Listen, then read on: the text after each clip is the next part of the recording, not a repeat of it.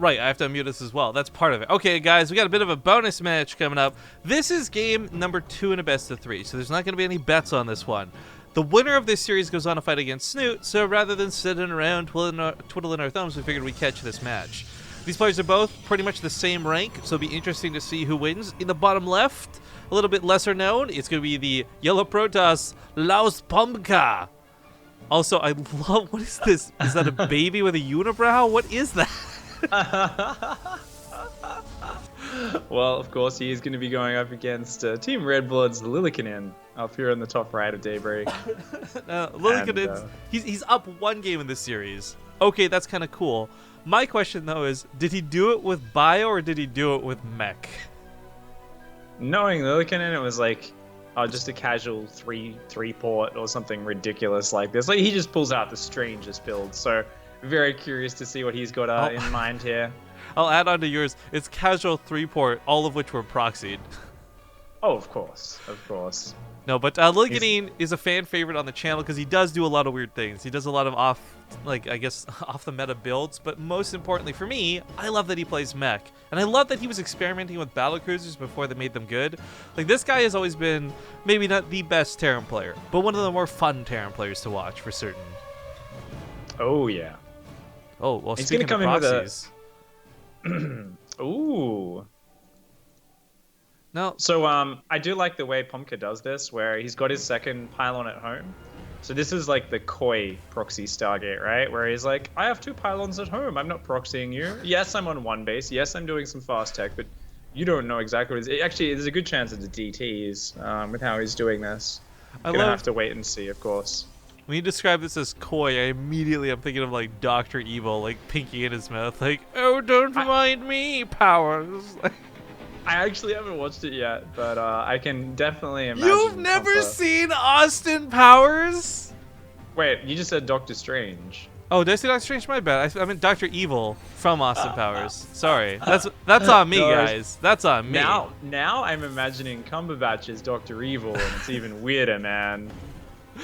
Dude, that's fantastic. I haven't seen Doctor Strange yet either. I feel really bad because I was supposed to see it on like opening day, and then some stuff happened with friends. Feels bad, man. Oh, I still really gotta see book 1 too. Teen drama starting there, man. Sounds exciting. Right? Pretty much. You'll have to fill us in later. But for now, we are going to be seeing a Zealot coming across. Looks like a very early pylon rush from Pompka. Mothership Core is here. He's going to try and throw down these pylons. There's already 4 Marines up, though. And the bunker, if it doesn't get stopped, these pylons won't really get much lifeline out of them. Yeah. He does have... Does he have double overcharge? No, not quite. Double overcharge will just knock the bunker down. He will have a second one soon, so I think he's going to overcharge the full hit point pylon. There we go. He's going to try and just quiet that bunker. Oh, he's a little bit slow on the repair, so the pylon might win with the second overcharge here. He's got to throw that right now, though, on that other... There we go. Nice from Pompka, but he's going to lose the mothership, I think. Right, if you lost the mothership core, that would have all been for naught. You need high ground vision, and that's what she supplies best in this situation. Of course, as Lillekanin, you've got to like want to dive on that mothership, right? You're just like, just get it, chase it. Does end up holding here. Doesn't lose any depots. So pretty good defense so far. The question is, though, that Oracle is about to come in the base. Is there a Widow Mine in the mineral line? Yes, there is. Ooh, okay. So Lillekanin, sick defense so far, man. But if he gets it. Okay, she dies in the south. But if Pompka gets in here fast enough and sees the Widow Mine, unfortunately where it's positioned, he can just walk around it and go to the other side of the mineral lines. This could still get some damage done, but he's going for a second Oracle, and we've seen players do like 2 to 3 Oracles. Unfortunately, though, I think the time he's delayed here, combined with the damage he did not do, puts him at a very disadvantageous spot when using the Oracles. Like, normally you come in and the Mothership Core, she killed half the Marines. The Overcharge killed the other half of the Marines. So there's only one Widow Mine and only one Cyclone. But no, there's plenty of Marines. There's the Widow Mine, like... Dude, I was just about to say, sorry to cut you off, like, if he waits for... If I had map hacks and I was Pompka, I would actually wait for 3 Oracles and then go. And, like, is he actually going to wait for 3 or more Oracles? What is this? Well, this is what I was saying. Like, we've seen players do this sort of waited out build a little bit more frequently. And, there's a turret now. Like, I love the idea of what he's doing, but Lillekanin's not taking... Like, he's not playing greedy. He's playing very safe with this.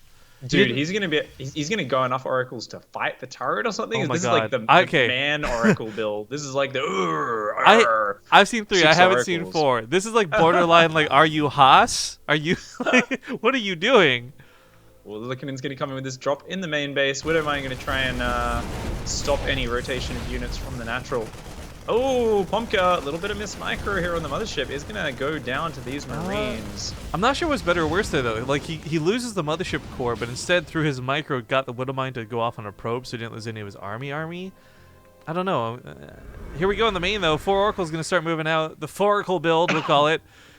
This is gonna melt a cyclone. It's actually gonna destroy a missile turret. Oracles have such high damage, even against armored units.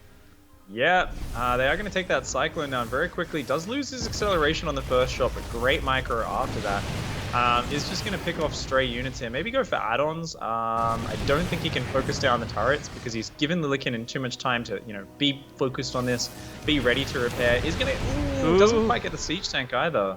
Just almost getting some amazing pickoffs with this, but not quite. So this is where it gets particularly interesting with the follow-up. First off, Widowmine production, yay! But secondly, Lillekanin, he's going to be playing mech.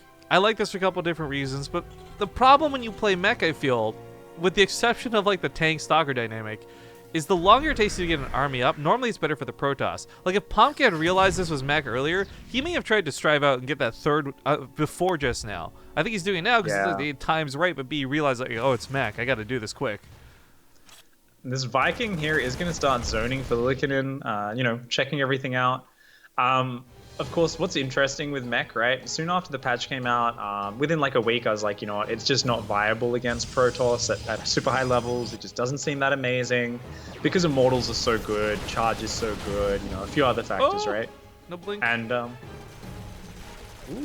almost got it. Well, nice. Here's one of the things that does help make it a little viable. You got Vikings, of course, dealing crazy damage to anything mechanical. Now, unfortunately, structures are armored, not mechanical, and I bring this up because there seems to be that seems to be a constant confusion. People think it's bonus versus armored, because it's weird. It's the first time it's been anything has had bonus damage versus mechanical. It's the first time. Yeah, it's like anti-nuts and bolts. Or something like that. I don't know. But yeah, it's really interesting, right? Because the one time I've seen mech work at Korean high level, it was Billowy versus TY from the IEM qualifier. Someone kind of sent me these replays, was like, check this out, TY's making mech work against Protoss, and he was doing like heavy Cyclone Hellion into tanks. And Billowy's answer to this was to mass Blink Stalkers and Colossi, and then constantly attack into mass Cyclone Siege Tank. Which is literally the opposite of what you want to do. Because, like, Stalkers are the worst possible unit against that composition. And he still, like, barely lost the games. And I was like, yeah, mech looks pretty bad right now. But you know what has changed since the IEM qualifiers, Pig? What? And this is actually in the favor of Protoss quite a bit. Tempests have been made not stupid, I guess you could say, in a way. They got 10 range back on the ground weapon, so no longer completely cut off. They lost the stun ability, but honestly, nobody was using that anyways. I was having so much fun with that stun ability. I was very sad. I watched that players my troll ability disappeared. I know people like Golden and others were using it. Like it was cool, but no one in pro play was using it. Yeah. And I think the problem is, if they had left it in for another 6 months, we probably could have seen some cool play from it. Pros are really slow to adapt, I feel, to new things. Like, okay, mech got better, but everyone still plays Marines because that's just what they're used to. Yeah, like with Swarm Host, right? People are like, but Swarm Hosts, therefore they aren't Ember. I'm like, no, they're actually completely broken, is my opinion. But it's gonna take like a year before pros start using them every game, and then people are gonna be like, oh, this needs to get patched now. Snoot started because using it's hard them to figure it out. Snoot started to start using them against like that 2-base push from Protoss. It was really sick watching him stop that with like free Locust, I guess.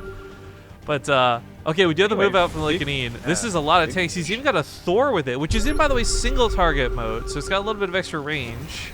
Well, this is really important because there are 3 Void Rays out and 2 more on the way. Oh, Lillekanin sets off both stasis traps to those Hellions. Such good play there. And he's going to hit right before the extra Void Rays get out. He needs a bit more time. This stasis trap's actually working against Pompka here. This actually gives Lillekanin like free high ground vision that can't be removed for like that duration. Oracles fly above the army. Mistakes are made. They get absolutely annihilated. Stalkers don't stand a chance against tanks. Tanks dealing, of course, 70 damage a shot. The Thors in that anti-air mode. Single target, destroy that Void Ray. And this looks really bad. We got charge lots coming in, which are actually great, but the Widowmines take care of most of them. Micro and the Void Rays Thor's just back too. tearing through the Vikings and one of the Thors, but great pickup to move back the other Thor. Oh my Lillekanin God. in there. His SCVs are mostly dead, but two He's Thors done it. remain. He destroyed. Pompka's down, man. Those I- overcharges. Oh! So impotent. The Thor pickup has been so sick. There's also a little bit of repair action going on. There's like one SCV on the front lines being a boss. One of the Thors finally goes down, but the entire game is over for Pompka.